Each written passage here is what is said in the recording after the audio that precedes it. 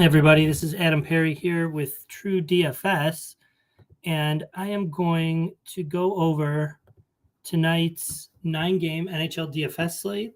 It's the typical kind of Thursday night slate where we get a little bit better contest selection, and so I'm going to just go through how I would build if this were right before lock, and I was using SaberSim to build MME lineups for DraftKings and FanDuel.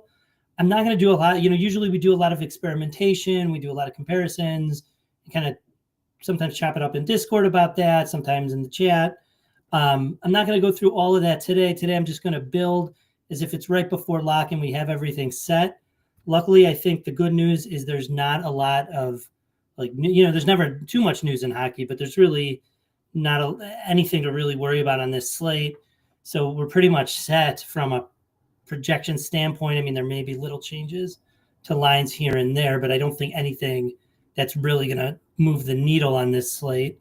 And, this will be an early look. So the teams we get to are not necessarily the teams we want to play right before post, but we do want to use this to learn about our process and to get an idea for how we would run our lineups if this was right before lock and the projections were tight before post and everything was ready to go. So let's go ahead and start that process. The one thing I am going to do is, if you like and subscribe and you check out TrueDFS.com, you'll see some great packages with a lot of deals that get you access to this SaberSim and not much more cost than you would be able to get at just getting SaberSim, but you also get Sheets' projections and Goldie's projections. And now you get access to PayDirt DFS. So you get access to their projections and the range of outcomes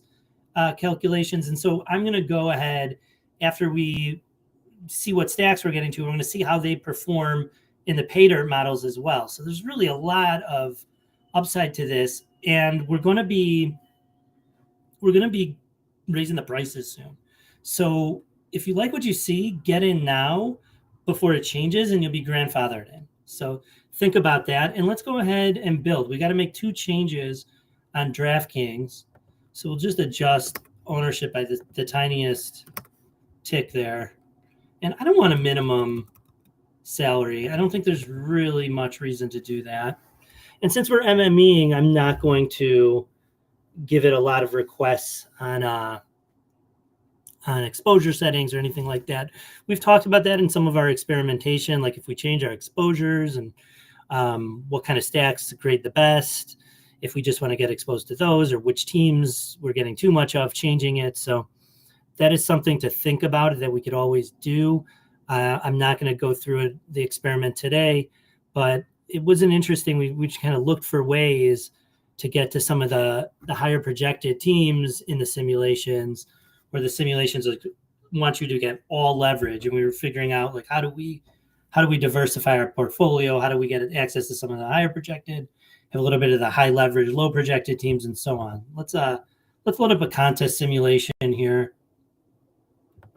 The nice thing, SaberSim's already got it loaded. They're already loading up the flagship for you. So let's say we're running 20 lineups in the flagship. We've got it sorted by Saber score now. That's a pretty good metric, but I don't think it holds a candle to contest simulations. And if you're new to this kind of stuff, I say it all the time, but it's worth repeating. A contest simulation is where we take who we think the other players are going to play in that contest on DraftKings or FanDuel, and in what combinations and what types of stacks and so on.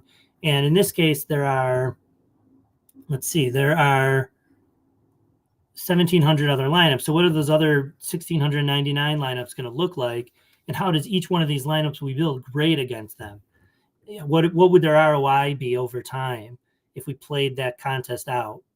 So it's a really, really strong metric. And you do have to have ownership, right? And you kind of have to predict how the field's going to play pretty well. But I think SaberSim does a pretty solid job at that. It's better than anyone else can do. So certainly better than I can do. So I'm going to run the contest simulation and just see what our 20th highest ROI lineups that we built are, who we get to. Then we'll run it for FanDuel. And in between, we'll check and see what pay dirt is getting us. Sometimes the models can be a little bit different. So let's sort this by the contest ROI. Already seeing some Blackhawks. So our stack exposure, we're most exposed. We've got about 50% four-mans and then just a bunch of like random stuff. And normally I wouldn't play these. I just, I understand that they're grading well, and maybe this is a leak in my game, but I don't love the idea of lowering my correlation in DFS, especially a sport like hockey. So I'm going to kind of demand that it gives me the 4 and 5 mans. Even the 6 man I'll take, but what I don't want are those 2 mans or those 3 mans. Let's see what teams we're getting to the most. A lot of Chicago. Yeah, I mean, the price is probably right. The leverage is good. People don't like to play Chicago. It's late, but they're going into San Jose, and that's kind of the nut matchup, right? I mean, San Jose is one of the worst teams in the league. People could score on them. Chicago's not good by any means, but you can win in San Jose and you could score in San Jose. So it makes sense to me. We'll see if later in the day we still get to that, or if people get on the Blackhawks, if SaberSim's got some pivoting. But a lot of 4-man Chicago's. And in the onslaughts, you got some Toronto. Do you have any 4-man? No 4-man Toronto. 1 4-man Toronto. So a good amount, healthy amount of Toronto. And then 6-man onslaught of Toronto. Okay. So let's see overall. 55% Chicago. So, they have around a 3 implied total, which is middling on the slate, but they're in a good spot. To me, I'm inclined to accept 55% of that. I'm okay with the risk. GPPs are high risk anyway. But if you wanted, you could lower that in a couple ways. One, you could just say, give me some uniques. And then you start getting not only less exposure to Chicago, but you probably get exposure to different players. Or we could just say, look, I only want 25% Chicago in my portfolio. It's too much to be that high leverage to one team. And then you really get some diversity.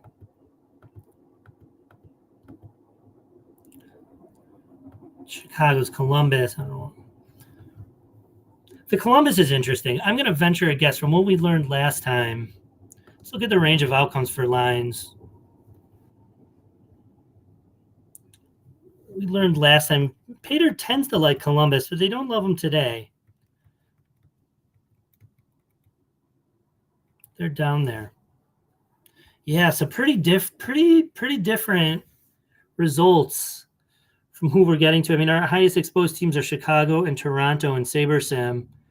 And then if we look at like ranges of outcomes of the even strength and the power plays, we do get the Toronto up here.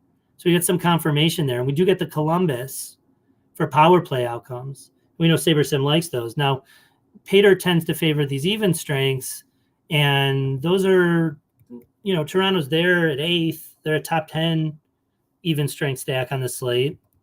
But they pale in comparison to like Tampa. So, how do you make these two models sing together? I think the answer is perhaps in the power plays. If you're running 5-mans, what do our 5-mans look like?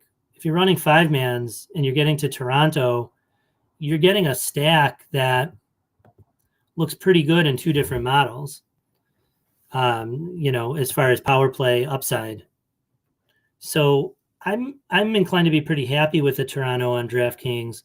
There's a question about Columbus, and we've got a whole lot of Columbus. Let's see. Yeah, 10% Columbus. So not a huge deal.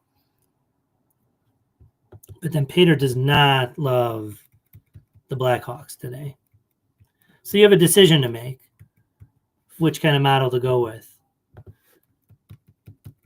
Now the Blackhawks, if we scroll down, where do they're Pater's got them at 22. Now they're dirt cheap. but they don't have much chance of being the top finish. Not a great chance of even a top 5 finish. So it's a question, who do you trust? I mean, to me, I've been using SaberSim for years, but we learned a lot with the Pater model yesterday. And I'm inclined to go with what I get, and then say, does Pater confirm it, or are there any other pivots? I mean, I might say, okay, SaberSim, build me some San Jose's. I didn't get a lot of San Jose, and it looks like they're showing up in Pater. So give me the high ROI lineups that have San Jose stacks in them. Give me 20% of that. I might say, okay, Pater likes Tampa. How much Tampa am I getting? Because SaberSim could build ROI. I'm only getting 5. Maybe I want 20% Tampa. And the great thing is, I mean, these are still good lineups. These are still going to be lineups that SaberSim grades as plus EV. Let's see what the expected value, what the ROI looks like for these Tampa stacks. You only get a 2. Pricing is part of that too, but still a strong ROI. So you're still building positive EV lineups. Here's some more Tampa with the 4-man and the San Jose.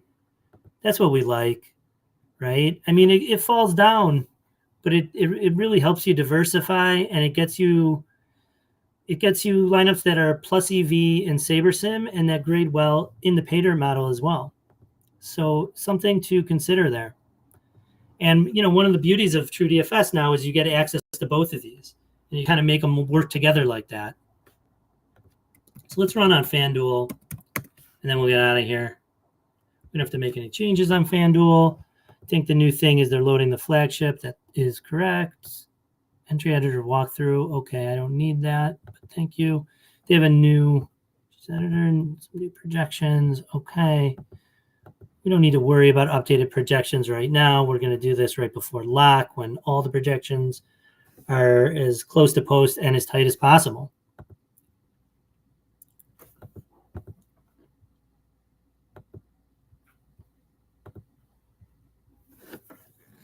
Oh, my FanDuel's a little slower. It's still pretty fast. Building, I don't know if you have a builder that builds 5,000 lineups this fast. Maybe proprietary stuff that people use, but publicly available on the market, this is good stuff. So let's see. People ask, like, what's the difference between DraftKings and FanDuel? Well, the difference is the stack sizes. You can only go up to, I think, 4 on FanDuel. And then we'll see if we get to any different teams today. The pricing can be different. The scoring's different, so on. I'm going to guess we don't. I'm looking at the top Saber score ranked lineup before we ran that sim. You get the Chicago.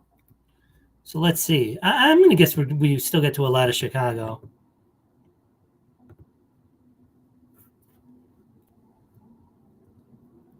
Then Toronto, I see. Yeah. Oh, did we have? No, we don't have exposure. So, okay, we get to almost the same rates. Not as much Toronto, like a little less Toronto, and Boston pops up there, but same exposure to Chicago. Now, we kind of limited our Chicago exposure on DraftKings. So if I was playing FanDuel, I might say, okay, maybe I'll get my exposure to Chicago on there and just play it differently. Let's look at the stacks. You get some 3-3s. Yeah, you do get a whole lot of 3s, but you're still mostly, you're at least 50% represented in the 4-mans. And none of that 2-man stuff, and none of that unstacked. And you could call these 2-mans, 2-2s, 2-2s. They're virtually unstacked. You're just not taking advantage of the correlation like I think you ought to be. But there's a quick look at who I would get to on FanDuel. It's Chicago. Now, would I play virtually the same portfolio on FanDuel and DraftKings? Maybe not. I may want to diversify between the two sites. Just, give my portfolio exposure to different areas. So let's see if we ran a couple. Let's run a few uniques if that knocks it down. Not much. What it did is it spread out the other stuff. But Chicago in the early going at 12th Central is the leverage stack to play on DraftKings and FanDuel MME, according to SaberSim. And I think that's worth knowing. So again, things could change, but that's what we got right now. So remember to like and subscribe to get more content like this. We've got Sheets and Bobby doing NBA, golf, MMA, League of Legends, sometimes tennis. I mean, you name the DFS sport, they're doing it. So like and subscribe to check that out. And check out TrueDFS.com, where you can get access to not just like Sheets and Goldie's projections and SaberSim and the premium Discord and the premium voice channel where Bobby's giving tips all the time right before lock and NBA when it's most important in a sport that's affected by news like that. And then now we have access to this pay dirt model that we could use in conjunction with our process. And we're kind of still learning how to do that. But we've had some great bets going down. The pay dirt model has a betting model as well. So come check us out, and you get these for a great price right now that's going to go up. So be sure to get on board if you like this stuff. You'll be grandfathered into that price. And with that, I just want to say good luck on tonight's slate, and we'll see you